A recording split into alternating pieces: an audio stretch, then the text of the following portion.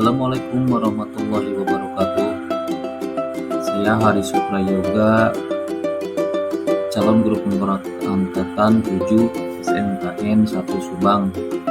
Pada kesempatan ini saya akan menjelaskan koneksi antar materi, kesimpulan dan refleksi modul 1.1a.8.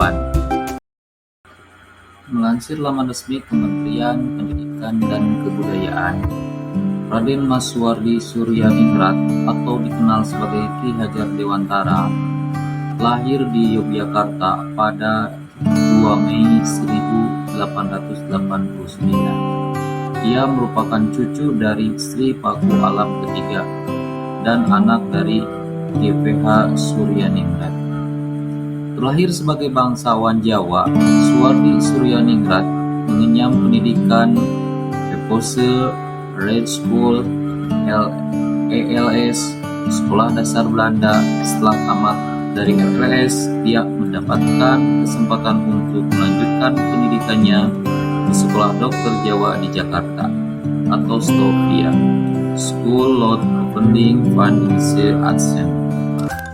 Pemikiran Ki Hajar Dewantara yaitu yang pertama menuntun, yang kedua berpusat pada anak, yang ketiga kodrat anak, yang keempat budi pekerti dan nada tikon, yaitu satu kontinuitas, yang kedua konvergensi, dan yang ketiga konsentris.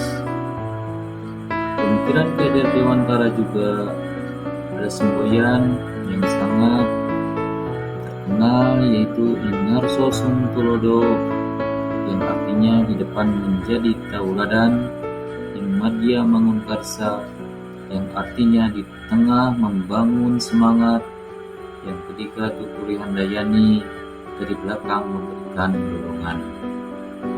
Yang pertama, dasar pemikiran Ki Hajar Dewantara adalah menuntun. Ki Hajar Dewantara memberikan pemikirannya tentang dasar-dasar pendidikan. Menurut Ki Hajar Dewantara, pendidikan bertujuan untuk menuntut segala kodrat yang ada pada anak-anak agar mereka dapat mencapai keselamatan dan kebahagiaan yang setinggi-tingginya. Dalam proses menuntun, anak diberi kebebasan, namun pendidik sebagai pamong dalam memberi tuntunan dan arahan agar anak tidak kehilangan arah dan membahayakan dirinya. Seorang pamong dapat memberikan tuntunan agar anak dapat menemukan kemerdekaannya dalam belajar. Yang kedua, dasar pendidikan Ki Hajar Dewantara, kodrat anak merdeka.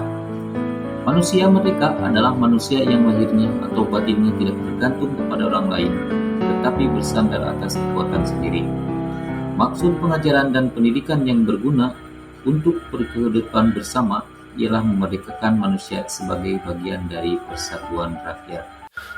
Kodrat anak adalah bermain. Bermain adalah salah satu dari kodrat anak. Pikiran, perasaan, kemauan, tenaga, cipta, rasa karsa, karya pekerti sudah ada pada diri anak. Permainan anak dapat menjadi bagian pembelajaran di sekolah. Yang ketiga, pendidikan yang berpihak pada anak menurut Ki Hajar Dewantara berhamba pada anak artinya mementingkan kepentingan anak dari segalanya. Ini terinspirasi dari pengalaman pribadi yang dialami Ki Hajar Dewantara terhadap anaknya sehingga menyebabkan penyesalan yang mendalam. Tangisan Asti yang tiada henti-hentinya dirasakan sangat mengganggu tugasnya. Asti diseretnya keluar, menangis di balik kempasan pintu rumah. Namun salju yang berjatuhan tiba-tiba menyadarkan kekalutan pikirannya. Dia lari secepatnya, lalu membuka pintu, dan Asti sudah nampak membiru, menggigil kedinginan. Suwardi menyesal, sangat menyesal sambil memeluk anaknya yang tersengal-sengal. Berurai air mata ini, berucaplah kata kasih sepenuh hati. Selamanya engkau akan kumuliakan. Yang keempat, dasar pemikiran Ki Hajar Dewantara bukan tabula rasa. KHD mengibaratkan anak bukan kertas kosong yang bisa digambar sesuai keinginan orang dewasa. anak lahir dengan kekuatan kodrat yang masih sama-sama. Tujuan pendidikan adalah menuntun, memfasilitasi, membantu anak untuk mengembangkan garis samar-samar agar dapat memperbaiki lakunya untuk menjadi manusia seutuhnya. Yang kelima, dasar pemikiran KHD adalah budi pekerti. Menurut KHD, budi pekerti atau watak atau karakter merupakan perpaduan antara gerak pikiran, perasaan, dan kehendak atau kemauan sehingga menimbulkan penanda. Budi pekerti juga dapat diartikan sebagai perpaduan antara cipta, karsa, dan menciptakan karya.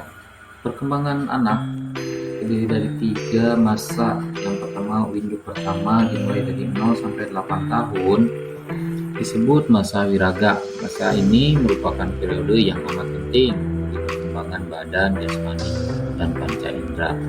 Dengan modal perkembangan fisik yang sedang meningkat pesatnya, seharusnya anak-anak memiliki peluang setiap hari untuk menggunakan otot besar, termasuk berlari, melompat, dan belajar keseimbangan. Kegiatan di luar ruangan harus lebih banyak dilakukan sehingga anak-anak bisa dengan bebas memfungsikan dirinya sendiri. Windu kedua 9-16 tahun disebut masa wiraga wirama. Masa ini merupakan periode yang amat penting bagi masa ini merupakan periode perkembangan untuk daya jiwa terutama pikiran anak. Namun pertumbuhan perasaan masih amat kurang, gerakannya masih banyak tapi sudah mulai berlama. Dengan karakteristik tersebut, maka praktik yang disarankan adalah pengajaran yang menggunakan pikiran. Tidak cukup bagi mereka hanya membiasakan saja apa yang dianjurkan atau diperintahkan oleh orang-orang tua di sekelilingnya. Tidak cukup pula mereka hanya menyiasati, namun mereka perlu menyadarinya. Jangan sampai mereka melakukan hanya karena kebiasaan atau aturan, namun baru sampai pada pemahaman kenapa mereka melakukannya. Windu ketiga 17 tahun sampai 24 tahun disebut masa wirama. Anak-anak muda pada masa ini sudah lebih berirama, bisa mengatur dirinya sendiri dan memahami potensi diri. Masa ini juga merupakan masa berolah budi dalam alam kemasyarakatan, menyesuaikan diri dengan masyarakat, di mana anak mengambil bagian sesuai dengan cita-cita hidupnya. Yang keenam, dasar pendidikan KHD adalah petani. Seorang petani dalam hakikatnya sama kewajibannya dengan seorang pendidik yang menanam jagung. Misalnya hanya dapat menuntun tumbuhnya jagung, memberi pupuk dan air. Petani tersebut tidak bisa menanam jagung berharap kehidupan. Begitupun dengan anak yang kita tuntun.